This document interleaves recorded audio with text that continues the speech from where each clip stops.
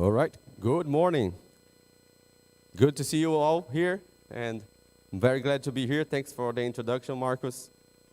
So this talk is about gr-dvbs2rx, and it's an overview of the project state and its path forward. All right, so just as a quick project overview, of course, gr-dvbs2rx is a GNU Radio OOT module, and it contains some signal processing blocks, some example flow graphs, and what I call production-ready Python apps, but I should probably put it in quotes, production-ready. But yeah, so they are originally GRC-generated apps, which were then customized, and they are like evolving separately, and they have just a bunch of command line options making it easy to use, and they can be piped one to the other. So yeah, they are quite easy to use from the command line. Now, gr-dvbs2rx is not a new project, and it exists since 2018, thanks to the great work by Ron Economos and Amit Inan. But by that time, it was more focused on the FEC, the FAC and upper layers.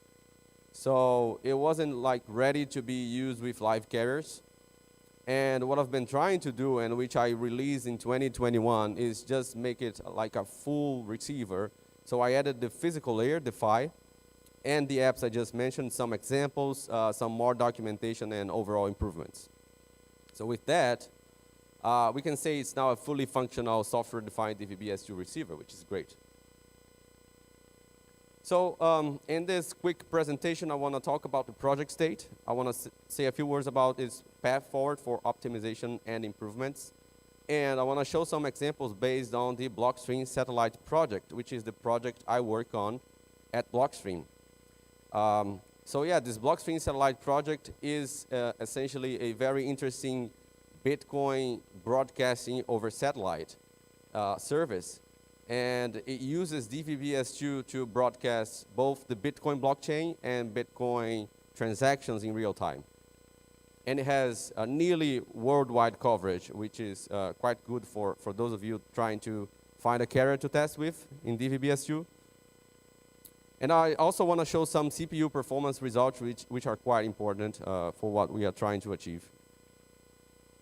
Okay, so the DVB-S2rx architecture is like this. We have, of course, starting with a automatic gain control block, AGC, and then there's a frequency correction block, a symbol synchronization loop. And after that, we get the symbols and feed them to the first real DVB-S2 block. So that's probably the block I work the most on, and it's the physical layer sync block.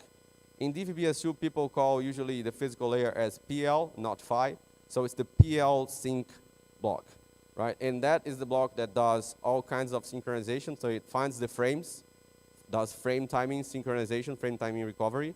It estimates frequency offsets, both at the coarse and fine level. And it does phase tracking. It decodes the physical layer signaling information, which in DVB-S2 is encoded over read-MULA codes. And it also descrambles the physical layer frames, IQ samples. So yeah, it does a bunch of work, a lot of work. And then it feeds the constellation symbols into the LDPC decoder. And then the rest of it is previous work. And yeah, it's an LDPC decoder, BCH decoder, up to the structure that's called the baseband frame, BB frame. And from that, we unpack MPEG TS packets. So that's the upper layer. In this case, it could be another one, but we use the MPEG transport stream protocol. All right, so in terms of the project stage, I would say the current stage is of having minimal functionality. So we have some of the possible configurations in DVB-S2, like constant coding and modulation. We support QPSK and HPSK constellations. We support a mode called pilot mode, which is when the physical layer frames have pilot symbols on them. Right, so that's called pilot mode, and DVB-S2 also has the pilotless mode operation. Right, and we test with both RTL SCRs and USRPs. Now, for the future, the first thing I'm particularly doing is optimizing some of the blocks that are using most of the CPU. So that would be like the BCH and LDPC decoders, the symbol timing synchronization, and we also want to improve the signal-to-noise ratio limit. And when I say limit, it's because the synchronization algorithms, they must operate at really low SNR, like -2 dB, relatively low, at least for DVB-S2. And yeah, they are not quite there yet. They work up to, I would say, +2 dB, which is good already for us, but we will, of course, want to go lower. Next, I would say a more comprehensive DVB-S2 support, like other features, and one of them, which is quite interesting to use, is adaptive or variable coding and modulation, so ACM and VCM. That's not fully supported yet, but it's coming in the future. And then the final stage would be like a more mature state when it's more tested with more carriers, live DVB-S2 carriers, more SDR boards, etc. So I want to say a few words about current limitations of the project. So in case you find a chance to, and you want to explore the project, you may encounter some of these. So yeah, this can be useful. The first one is that the AGC at the moment, it really may not work if the oversampling is too high and the SNI is low, because it's not really data aided yet. So that's something that is probably going to change soon. And of course, the details are quite complex, so I'm not going to go over them. Yeah, the simple synchronizer is the most CPU consuming block at the moment. So that could be a problem if you try to run on like a low resources CPU, like a Raspberry Pi or something like that. And it's also something we want to improve, because the Raspberry Pi would be quite an interesting platform. So yeah, maybe that can be improved a little bit more. And by the way, this simple synchronizer is specific to this project. It's not the in-tree one. We made one that's a bit faster with the specific configurations we need. So probably something like 40% faster. So yeah, but it can still be improved. The PL sync block, as I said, is it's good, it works well, but it's still about an SNR limit of +2 dB. So if the SNR goes lower, then it may not work that well. And the decoders can, of course, they can always be made faster, but in this case, I'm currently working on the BCH decoder, which seems to be an easy gain in terms of CPU performance. So yeah, I'm refactoring and doing some benchmarks. All right, so moving on to examples, this is the Blockstream satellite setup for reception with an SDR. It's just the usual RTL SDR with a power supply to the LNB, right? And as I said earlier, we have nearly global coverage over 6 satellite beams in the KU and C band. In this case, I'm going to show some examples with the beam over the Utilization 113 satellite.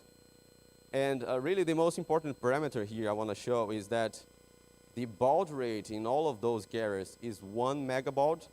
So you can oversample by 2 and with a sampling rate of 2 megasamples per second. And that means you can run an RTL, you can receive with an RTL SDR, which is good. Not all DVB-S2 carriers are small like that, so that's one you can use to test with an RTL SDR. Right, so the command line would be something like this. You have DVB-S2rx, that's the command, and you specify the source. In this case, an RTL. It could be a USRP, it could be a file or a descriptor if you are piping. You specify the L-band frequency, the oversampling or the sampling rate, and you also specify whether pilots are enabled or not. You can also use something called auto mode in this case, and the physical layer will detect if you have or don't have pilots. But if you already know a priori that the signal has pilots, then it's better to just inform that, because the performance is going to be better. And there's also a GUI flag, which is just going to open a GNU Radio widget window with some useful plots for inspection. All right, lastly, so I want to show here some CPU utilization measurements taken over 10 minutes. And the curve at the top is the simple synchronizer CPU utilization. So it's using a lot more than the other blocks. Of course, it's the only block doing like a closed loop at the sample level. so processing the samples, not the symbols. And it's naturally doing more work, but yes, it can be optimized a little bit more. And the other thing here is the BCH decoder, because DVBS2 uses both BCH and LDPC. It's a concatenated code. And the BCH decoder is using more CPU than LDPC. Maybe that will change after some optimization. Also, it's good to show here that the physical layer PL-Sync block has stable and relatively low CPU utilization, which is quite good. In this case, because the SNR was high for this measurement, the PL-Sync is just locked all the way. It doesn't lose frame lock, so it has a stable CPU utilization. Now I'm gonna show a different scenario now, contrasting both a high SNR and a low SNR measurement. And in this case, of course, the symbol synchronizer doesn't change. It uses the same, but the LDPC decoder is gonna do more work because it has to do more iterations per each frame when it's decoding. So the LDPC utilization is higher in this case, but the BCH is still the second highest. So yeah, the BCH is still using more. And the thing I mentioned earlier, the PL-Sync block, in this case, because the SNR is a little lower, it has occasional peaks. What happens here is that whenever the frame synchronization lock is lost, then the PL-Sync has to do more work. So it peaks in CPU utilization. But then if it locks again, then it gets stable again. So that's the idea. These are just some figures of CPU utilization, but overall, the project is good to go. You can try it and you can receive live carriers. With that, I end my presentation. Thank you very much for your attention. I hope I have some time for questions.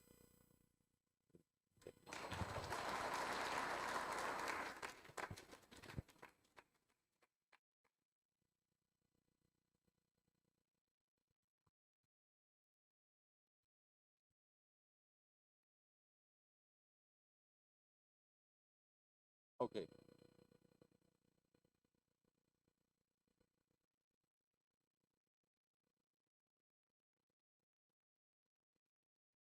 Right. So the question is, what have I optimized already? And yeah, so there's a very interesting project called Affect. I'm not sure if you heard of it. It's a decoding, channel coding project, and it has some useful tools for benchmarking. And they are actually using and studying the gr-dvbs2rx project. They commented in the project. And I've been trying to use their tools for benchmarking of the BCH decoder and really trying to refactor the implementation and using their tools to do some benchmarking. Because the BCH decoder is sort of maybe clearly not so good in terms of the arithmetic. It could be made faster. So I think it is the easiest gain at the moment. So that's what I'm working on first. You.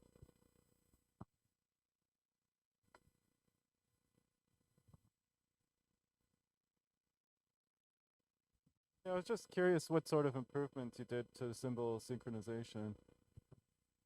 Sorry, I couldn't hear you. Oh, you had mentioned that you had improved the symbol synchronization block. What sort of improvements did you make? What sort of? Improvements. You said you made it 40% faster? Yeah, so if I understood correctly, what sort of improvements on the symbol synchronization block? Yeah, so the thing is, the entry version of the symbol synchronizer, it has so many options. Like it supports all kinds of interpolation, TED, which is the timing error detector. It supports a bunch of them. And really for the DVBS2 project, we just need some specific implementations. We use a polyphase interpolator with a matched filter on it and a Gardner detector and that stuff. So we implemented really just what we need. So we have less function calls and they just run faster. And we also do a bit of improvement on the loop. So yeah, but I think we can improve a bit more if we use more of the CMD instructions. So yeah, that's what we're gonna try to do.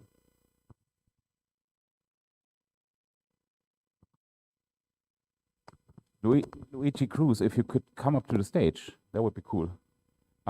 I do have another question from the internet. So Daniel Esteves asks, does the symbol synchronization block do anything DVBS2 specific, or could it be used with other RRC pulse amplitude modulation waveforms? It could definitely be used in other projects. It's not DVBS2 specific as long as the other project is happy with a Gardner timing error detector, which doesn't make decisions on the symbols, and something like a polyphase interpolator. And then that would work. Thanks.